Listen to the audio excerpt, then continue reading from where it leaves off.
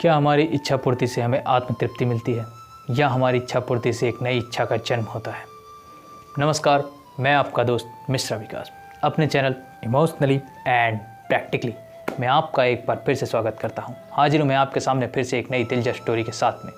जी हाँ, हमें लगता है कि हमारी इच्छा तृप्ति से हमें आत्मतृप्ति हो रही है या हमारी इच्छा पूर्ति से हमें हो रही सेटिस्फेक्शन से हमें लगता है अब हमारी इच्छाएँ पूर्ण हुई। जी नहीं, बल्कि हमारी इच्छा का एक पूर्ण होना दूसरी इच्छा को जन्म देना होता है।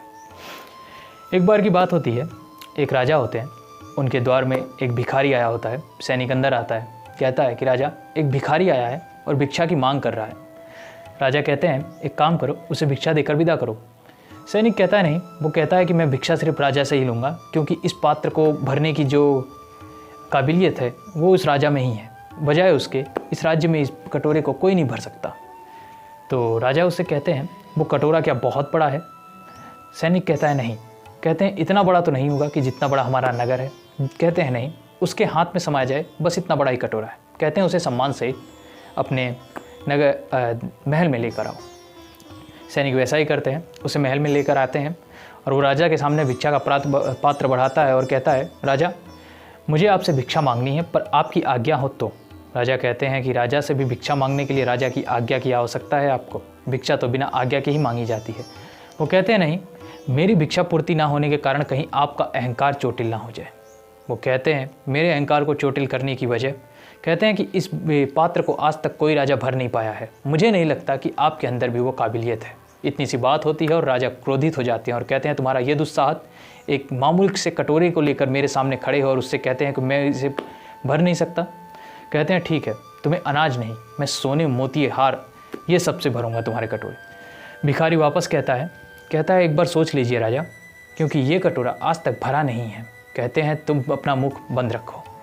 अपने महल के कुछ सोने के सिक्के मंगाते हैं और उस कटोरे में डालने को कहते हैं। जैसे ही कटोरे में सोने के सिक्के जाते हैं, सोने के सिक्के गायब हो जाते हैं। राजा और धन मंगाते हैं और जितना धन होता है वो डालते हैं और वो गायब हो जाता है। राजा ये देखकर काफ़ी अचंभित होते हैं और सोचने लग जाते हैं कि क्या ये हो क्या रहा है। वो कहते हैं, एक काम करो, राजकोष में जितना धन है वो सब लेकर आओ। वो सारा धन उसमें डाल देते हैं और सारा धन गायब हो जाता है। यहाँ तक कि नगर का सारा अनाज डाल देते हैं, वो भी गायब हो जाता है। यहाँ तक कि लोगों ने जितने गहने आभूषण सब ने पहने होते हैं, क्योंकि नगर की प्रतिभा, नगर के सम्मान की बात होती है। आज तक कि कोई राजा ये कर भी नहीं पाया था, इसलिए ये राजा भी इस कार्य को करने में कहीं ना कहीं असमर्थ हो रहे थे। इसलिए उन्होंने अपने नगर की सारी चीज़ें दान दे दी, फिर भी वो कटोरा भरा नहीं। राजा ने अंततः अपने सिंहासन से उतरकर उस भिखारी को सम्मानपूर्वक नमस्कार किया और कहा, आप कौन हैं और मेरी परीक्षाएं इस तरीके से क्यों ले रहे हैं? उस भिखारी ने कहा, राजा, मैंने सर्वप्रथम आपसे कहा था कि इस कटोरे को कोई भर नहीं पाया है और कहीं आपका अहंकार चोटिल ना हो जाए, और आपने अहंकार वर्ष अपने नगर का सब कुछ दान कर दिया है। पर देखो, ये कटोरा अभी भी खाली है। बोले, इस कटोरे में ऐसी क्या खासियत है? वो भिखारी कहता है, आज तक मैंने जिस भी कटोरे से भीख मांगी है उससे मेरा पेट भर गया है, पर इस कटोरे को लेकर जब से मैं घूम रहा हूँ, ना मेरा मन भरता है ना ही मेरा पेट भरता है। और मुझे कई नगरों के धन, अनाज सब मिल चुके हैं, पर फिर भी ये कटोरे की भूख मेरे अंदर की भूख बढ़ाते जाती है।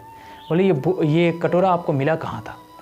वो भिखारी कहता है, एक बार मैं शमशान में गया था और वहाँ जाकर देखा कि एक इंसान की खोपड़ी पड़ी थी और उस खोपड़ी को उल्टा कर मैंने उसे कटोरा बना लिया। तब से ये देख रहा हूँ कि भरने की नाम ही नहीं लेती। राजा कहते हैं कि ये इंसान की खोपड़ी है। भिखारी भी कहता है, जी हाँ, मुझे आज पता चला कि इंसान सब कुछ पाकर भी अधूरा सा रहता है। उसके अंदर सारी इच्छाएं पूर्ति होकर भी अनिच्छा पूर्ति जैसी रहती है। कहने का मतलब है अतृप्ति सी रहती है। राजा उस बात को समझते हैं और उसके नमस्कार करते हैं और उससे कहते हैं, अब मेरे लिए क्या आज्ञा है? भिखारी कहता है, बस मुझे आज्ञा दीजिए अगले नगर में अगले राजा के पास जाने के लिए। कहानी यहीं पर समाप्त होती है, पर यह कहानी हमें ये बात सिखाती है, क्योंकि कहने को ये कहानी तो काल्पनिक हो सकती है, पर इसके अंदर की जो सच्चाई वाली सीख है वो काल्पनिक नहीं है, बल्कि वो सत्य है। वो हमें ये सिखाती है कि हम जिंदगी भर अपनी इच्छाओं की पूर्ति में भागते रहते हैं, पर हमारी इच्छाओं की पूर्ति होकर भी कभी नहीं होती, बल्कि एक इच्छा की पूर्ति से दूसरी इच्छा का जन्म होता है।